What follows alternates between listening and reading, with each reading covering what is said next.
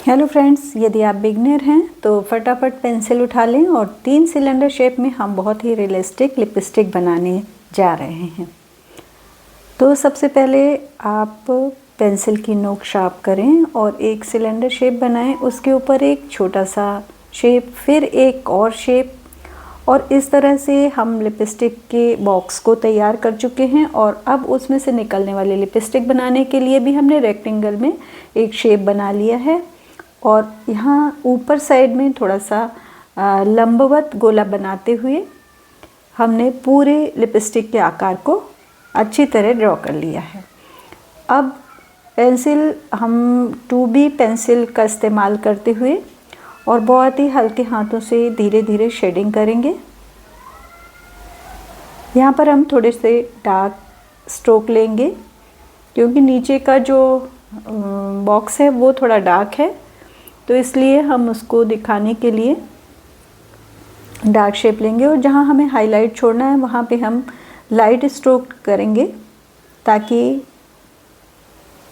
दोनों का अंतर अलग अलग दिखाई दे। इस तरह से हम कोई भी अपने पास की छोटी से छोटी और आसान सी चीज़ें लेकर के उसकी ड्राइंग बना सकते हैं।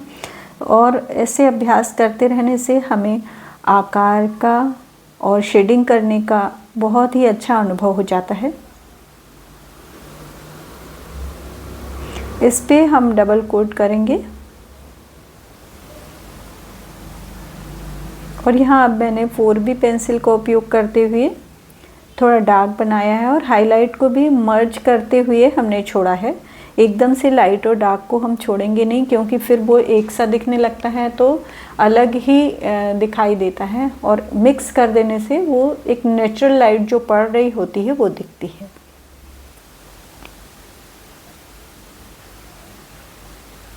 यहाँ पे डिटेलिंग करते हुए जो लाइट पड़ रही हैं उस लाइट के मुताबिक कहीं डार्क और कहीं लाइट शेडो को हम बनाते चले जाएंगे।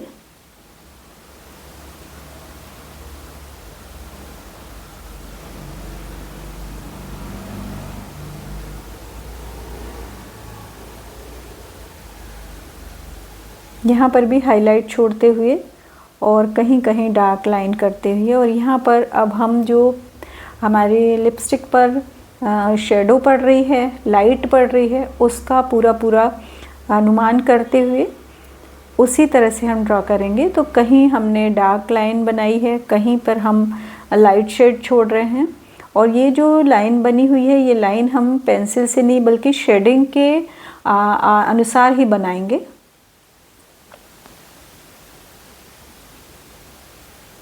शेडिंग करते समय पेंसिल को हमेशा बहुत हल्के हाथों से ही हमें करना चाहिए, और पेंसिल की नोक आपकी जितनी शार्प होगी वो उतना ही स्मूथ और चिकना शेडिंग होगी। तो इसलिए हमें कभी भी शेडिंग करते समय में पेंसिल की नोक पर विशेष ध्यान देना है,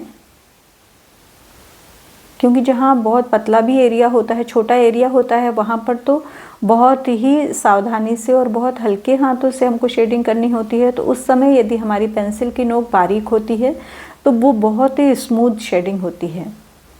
यहाँ पर भी हम हाईलाइट छोड़ देंगे, जहाँ भी हमको हाईलाइट दिखाई दें उन हाईलाइट को छोड़ते हुए उस पर हमको पेंसिल नहीं चलाना है, ताकि जब हम इरेज करें तो बिना किसी मेहनत के वो चमक दिखाई दे। देखिए हमारी शेडिंग तैयार हो चुकी है। अब हम इसको बहुत ही हल्के हाथों से ब्लेंडर से, पेपर ब्लेंडर से ब्लेंड करेंगे। इसमें मैंने जो हाइलाइट्स वाले एरिया हैं पहले उसको शेडिंग कर ली है। अब इसको ब्लेंडर को पलट करके दूसरी तरफ डार्क एरिया को अच्छे से मर्ज करेंगे। हमें इसका ध्यान रखना है कि जहाँ भी लाइनिंग नहीं दिखना चाहिए। अब इरेज़र से हम हाईलाइट निकाल लेंगे और इस तरह से हमारी ड्राइंग बनकर तैयार है। तो दोस्तों, आपको पसंद आए तो इसे लाइक करें, और ऐसी ही ड्राइंग ट्यूटोरियल देखने के लिए आप चैनल को सब्सक्राइब भी करें। Thank you for watching.